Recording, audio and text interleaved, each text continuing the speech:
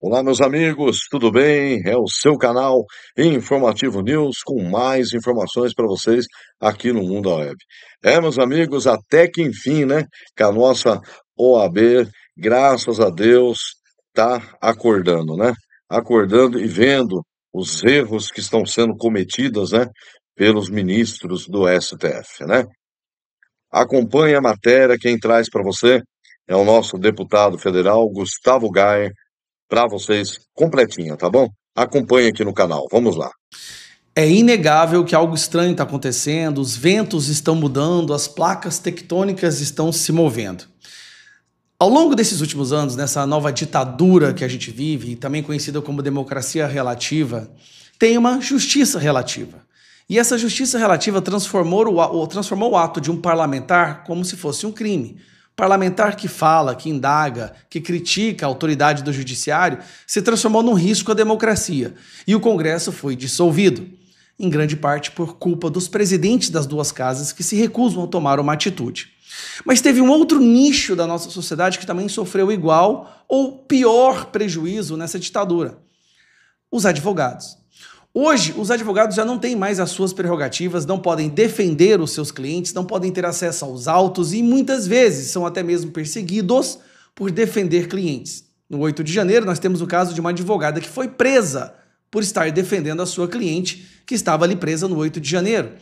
Temos o caso dos advogados do Bolsonaro, que também sofreram sanções, o Chiquini, que teve a sua voz cerceada durante a defesa do seu cliente, o advogado do Paulo Faria, que foi multado. Então, assim, ser advogado no Brasil hoje é quase tão humilhante quanto ser um deputado federal e senador, graças ao nosso judiciário. E quem poderia ter feito alguma coisa nunca fez nada. A OAB, que cobra caro todos os anos para cada advogado poder advogar, não faz nada, ignora. Não só isso, muitas vezes bate palma e sai em defesa do que o Alexandre de Moraes está fazendo. Olha o nível da humilhação que os advogados do Brasil estão passando. Nós chegamos no ápice dessa humilhação quando um ex-presidente da OAB disse isso aqui, ó. Quem é o ex-presidente da OAB que pediu bala na nuca para Bolsonaro? Felipe Santa Cruz. Ele foi presidente da OAB, justamente nesse período em que os advogados no Brasil foram igualados a lixo, a escória, e perderam suas prerrogativas. Ele fala que o Bolsonaro deveria receber uma bala na nuca. A situação ficou tão ruim, mas tão ruim, que os advogados finalmente, a Ordem dos Advogados do Brasil, finalmente decidiram esboçar uma reação, que é essa que eu trago para vocês agora. Eu vou te contar agora, obrigada novamente, Clarissa, que a Ordem dos Advogados do Brasil, a OAB, divulgou...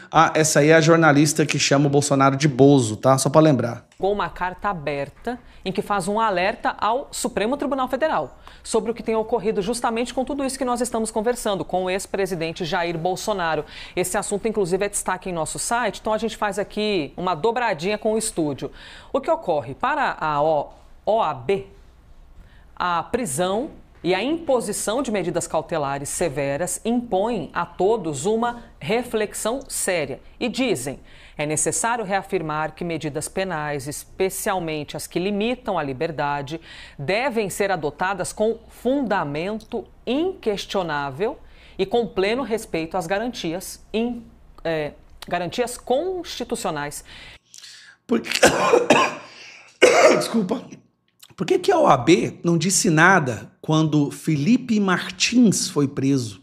Quando o Daniel Silveira foi preso e eles elasticizaram o flagrante e criaram um tal de flagrante perpétuo. Sabe por quê? Porque estava na mão dessa peste aqui, ó. Essa porcaria de cidadão aí. Mas vamos lá. Inclusive o direito à liberdade de expressão, diz o texto. No documento... Não, eu não acredito que eu vi isso. A OAB defendendo a liberdade de expressão? Não é possível. A ordem fala que em zelar, né, para que qualquer cidadão seja julgado conforme o devido processo legal. Sem isso, abrem-se precedentes perigosos que podem amanhã atingir qualquer direção política ideológica. Segundo a ordem ainda, a atuação do Supremo deve seguir os princípios que sustentam a própria democracia. Fundamental, dizem... Peraí, OAB, O Alexandre de Moraes soltou centenas de ordens de censura derrubadas de perfis sem fundamentação nenhuma.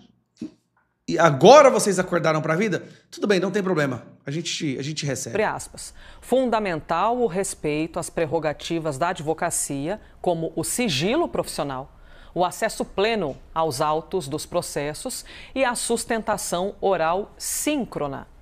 Ah, é? Não tem sustentação oral mais. A advogada agora grava um videozinho e manda no sistema do judiciário, do STF, para eles não assistirem. Que são garantias constitucionais, em verdade, do cidadão destinatário do direito de defesa. Fecha aspas. Expusemos aí, portanto, para vocês essa carta que foi feita pela Ordem dos Advogados do... Uma carta atrasada? Atrasada talvez uns 6 anos. Mas, querendo ou não, bem recebida. Está na hora de todas as organizações, todas as ordens, associações, todos os grupos, todo o povo brasileiro se unir contra essa ditadura. Eles estão enfraquecidos nesse momento, já estão abandonando o ditador maior que o Alexandre de Moraes. Barroso já cogita até sair do STF para ver se evita Magnitsky, mas não vai evitar. Ele participou da interferência nas eleições, isso aí está comprovado documentalmente. Mas finalmente a OAB reagiu. A OAB que deixou o advogado hoje no Brasil virar um lixo. A maior reclamação dos advogados hoje era que eles queriam dinheiro de volta que eles gastaram nas mensalidades das suas universidades, porque nada do que lhes foi ensinado existe ou é aplicado hoje. Hoje o que é aplicado é o que está na cabeça careca do Alexandre de Moraes. Não existe mais Constituição. O que existe é que o Alexandre de Moraes interpreta. Aí ele interpreta flagrante perpétuo, ele interpreta que agora a delação basta sem prova nenhuma, ele interpreta que pode dar prisão preventiva ou prisão domiciliar sem passar pela turma, sem ser provocado pelo Procurador-Geral da República, ele interpreta que pode censurar milhares de pessoas sem fundamentação. Ele interpreta que pode ignorar pareceres da PGR de soltura de uma pessoa doente até que ela morra na prisão. Finalmente, OAB. Finalmente. Gostou da matéria? Se inscreva no canal, aperte o sininho das notificações e compartilha. Canal Informativo News vai ficando por aqui. Um forte abraço, até a próxima matéria.